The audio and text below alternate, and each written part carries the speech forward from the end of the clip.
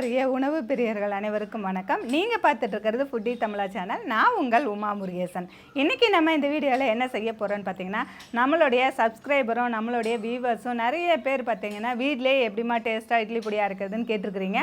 அதற்காக இன்றைக்கி நம்ம வீட்டில் இட்லி பொடி எப்படியாக இருக்கிறதுன்னு பார்க்க போகிறோம். இந்த இட்லி பொடி பார்த்தீங்கன்னா நம்ம காலையில் நேரத்தில் அவசர வேலையாக போகிறவங்க, 2 பேரும் வேலைக்கு போகிறவங்க, நம்ம லஞ்சு செஞ்சுருவோம், நம்ம டிஃபனுக்கு என்ன சட்னி பண்ணணுமே அப்படிங்கிறதுக்கு பதிலாக நம்ம இட்லி பொடி வச்சு சாப்பிட்டுக்க முடியும். இட்லி தோசைக்கு செஞ்சு சாப்பிட முடியும். அதே போல் நம்ம குழந்தைங்கள்லாம் வெளியூரில் வேலையில் இருக்காங்கன்னா அவங்களுக்கு இந்த இட்லி பொடி நம்ம கொடுத்து அனுப்ப முடியும். இந்த இட்லி பொடி பார்த்திங்கன்னா பொடி இட்லி செய்கிறதுக்கு, பொடி தோசை செய்கிறதுக்கும் ரொம்ப நல்லா டேஸ்ட்டாக இருக்கும். இந்த இட்லி பொடியை நம்ம எப்படி செய்கிறது அப்படிங்கிறத வீடியோவில் சொல்லியிருக்கேன். வீடியோவை கடைசி வரைக்கும் பாருங்கள். ஃபுட்டி தமிழா சேனலுக்கு சப்ஸ்கிரைப் பண்ணலைன்னா சப்ஸ்கிரைப் பண்ணிக்கோங்க. இந்த பொடி உங்களால் வீட்டில் அரைக்க முடியலை அப்படின்னு நீங்கள் நினச்சிங்கன்னா உங்களுக்கு தேவைப்பட்டால் கீழே இருக்க கான்டாக்ட் நம்பருக்கு கான்டாக்ட் பண்ணுங்கள், நான் அரைச்சி கொடுக்குறேன். இதனுடைய ஸ்மால் குவான்டிட்டி ரெசிபி தமிழா சேனலில் நம்ம அப்லோட் பண்ணியிருக்கோம். அதனுடைய லிங்க் கீழே கொடுத்துருக்கேன், போய் செக் பண்ணி பாருங்கள். நிறைய பேர் லாங்குவேஜ் ப்ராப்ளம்னால இங்கிலீஷில் போடுங்கன்னு நீங்கள் சொல்லியிருக்கீங்க. அதனால் நம்ம வெப்சைட்டில் நம்ம அப்டேட் பண்ணிகிட்ருக்கோம். அதனுடைய லிங்க்கும் கீழே கொடுத்துருக்கேன், போய் செக் பண்ணி பாருங்கள். வாங்க வீடியோக்குள்ளே போகலாம். இட்லி பொடி அரைக்க தேவையான பொருட்கள்: 750 கிராம் வெள்ளை உளுந்து, 500 கிராம் கடலைப்பருப்பு, 250 கிராம் வெள்ளை எள்ளு, 250 கிராம் வரமிளகாய், 125 கிராம் கல் உப்பு, 25 கிராம் பெருங்காயம்.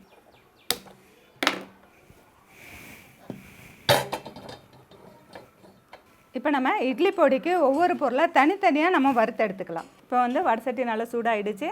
இப்போ நம்ம 750 கிராம் உளுந்து எடுத்துருக்கோம், அதை போட்டு வறுத்துக்கலாம்.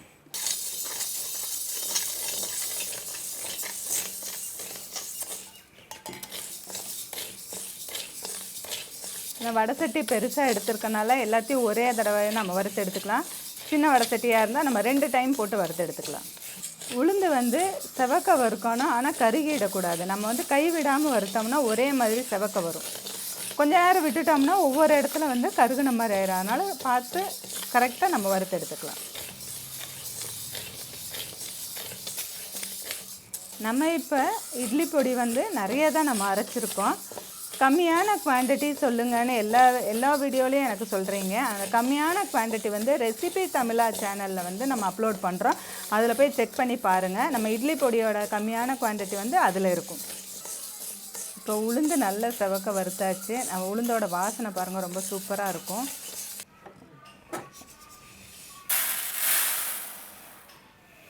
அடுத்தது 500 கிராம் கடலைப்பருப்பு எடுத்துருக்கோம், அதையும் வறுத்து எடுத்துக்கலாம்.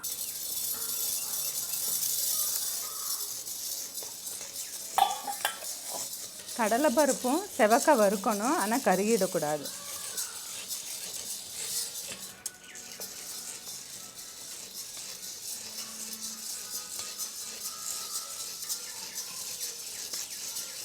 கடலைப்பருப்பு வறுபட்டுருச்சு, நம்ம எடுத்துக்கலாம். இப்படி கைவிடாமல் வறுத்தோம்னா கருகாமல் ஒரே மாதிரி வறுபடும்.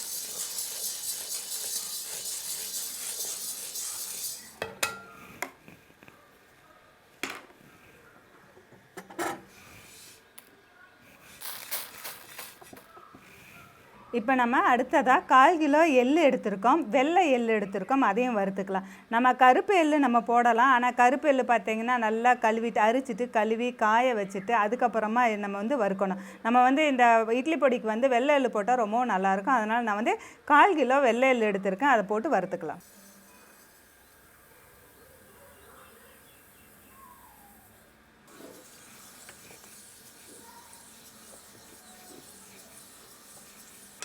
எப்பயுமே வறுக்கிற ஐட்டங்கள்லாம் நம்ம வறுக்கும்போது அடி கனமான நம்ம ஒரு வடசட்டி வச்சுக்கிட்டோம்னா வறுக்கிறது கருகாமல் நல்லா ஒரே மாதிரி வறுக்கும். நம்ம லேசான வடசட்டி வச்சோன்னா அந்த சூட்டுக்கு நம்ம போட்டோன்னே என்ன ஆயிரும், அந்த பொருளெல்லாம் கருப்பாயிரும், நம்ம கருகி போன மாதிரி இருக்கும். அதனால் வறுக்கும்போது நம்ம வெயிட்டான பாத்திரம், இரும்பு வடசட்டி இல்லை இண்டோலிய வடசட்டி, அந்த மாதிரி பெரிய இதாக இருக்கும், அடிகனமான பாத்திரம் நம்ம வச்சுக்கணும்.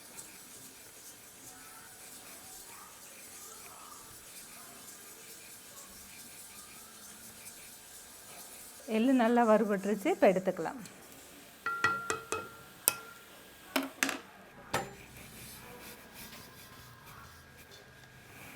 நூற்றி 25 கிராம் கல் உப்பு எடுத்துருக்கோம், அதையும் வறுத்து எடுத்துக்கலாம். உப்பில் வந்து சாதாரணமாக தண்ணி விடும், அதனால் தண்ணி இருக்கும். அதனால தான் நம்ம வந்து உப்பு வந்து வறுத்து நம்ம போடுறோம். ஏன்னா இது பொடி அரைக்கிறனால உப்பு வறுத்துட்டோம்னா அந்த தண்ணியெல்லாம் போயிடும். பொடி அப்போ தான் வந்து ரொம்ப நாள் வச்சுருக்க முடியும். உப்பு வந்து நல்லா வறுபட்டுருச்சு, நம்ம எடுத்துக்கலாம். அடுத்தது 25 கிராம் பெருங்காயம், நான் கட்டி பெருங்காயம் எடுத்திருக்கேன், அதையும் வறுத்து எடுத்துக்கலாம்.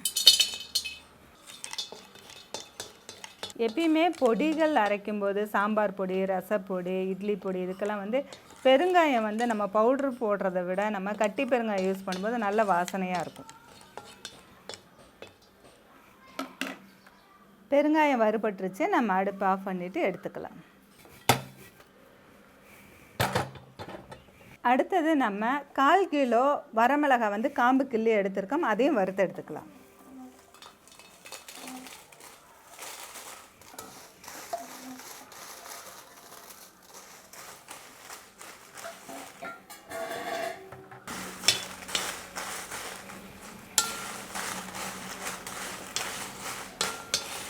எப்பயுமே பொடியெல்லாம் நீங்கள் அரைக்கும்போது காலையில் நேரத்துலேயே வறுத்து எடுத்துகிட்டு ஒரு மணி நேரம் வெயிலில் நல்ல வெயிலில் காய போட்டு அரைச்சிங்கன்னா ரொம்ப நைஸாகவும் வரும், நல்லாயிருக்கும்.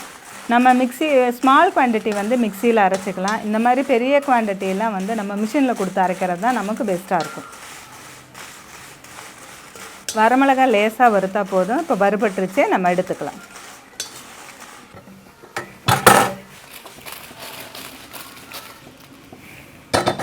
இப்போ நம்ம இட்லி பொடிக்கு நல்லா வறுத்து எடுத்தாச்சு எல்லா பொருட்களும். இப்போ 2 மணி நேரம் நல்ல வெயிலில் காய வச்சுட்டு அதுக்கப்புறம் நம்ம வந்து மிஷினில் கொடுத்து அரைச்சி எடுத்துக்கலாம். இப்போ நம்ம டேஸ்டியான இட்லி பொடி வந்து நம்ம செஞ்சு முடித்தாச்சு. இந்த இட்லி பொடி பார்த்திங்கன்னா நம்ம குவான்டிட்டி அதிகமாக இருந்தாலும் நம்ம வீட்லேயே மிக்ஸி ஜாரில் போட்டு நம்ம பொடிச்சு எடுத்துக்கலாம். அது வந்து பருபருன்னு அரைச்சா போதும். ஆனால் அப்படி இல்லைன்னா நம்ம வந்து ஃப்ளவர் மில்லில் போய் கூட அரைச்சி எடுத்துக்கலாம். இப்போ ஃப்ளவர் மில்லில் போய் அரைச்சி எடுத்துகிட்டு வந்துட்டோம். இந்த இட்லி பொடி வந்து ஏர்டைட் கண்டெய்னரில் வந்து நம்ம ஸ்டோர் பண்ணி வச்சோம்னா 3 மாதம் வரைக்கும் இதோட வாசனையும் போகாது, இதோட டேஸ்ட்டும் ரொம்ப நல்லாயிருக்கும். இந்த வீடியோ பிடிச்சிருந்தால் லைக் பண்ணுங்கள், ஷேர் பண்ணுங்கள். வீடியோ பற்றின கருத்துக்களை கமெண்ட் செக்ஷனில் கமெண்ட் பண்ணுங்கள். ஃபுட்டி தமிழா சேனலுக்கு சப்ஸ்கிரைப் பண்ணலைன்னா சப்ஸ்கிரைப் பண்ணிக்கோங்க. இதனுடைய ஸ்மால் குவான்டிட்டி ரெசிபி தமிழா சேனலில் அப்லோட் பண்ணியிருக்கோம், அதனோட லிங்க் கீழே கொடுத்துருக்கோம், போய் செக் பண்ணி பாருங்கள். மீண்டும் அடுத்த வீடியோவில் சந்திக்கலாம்.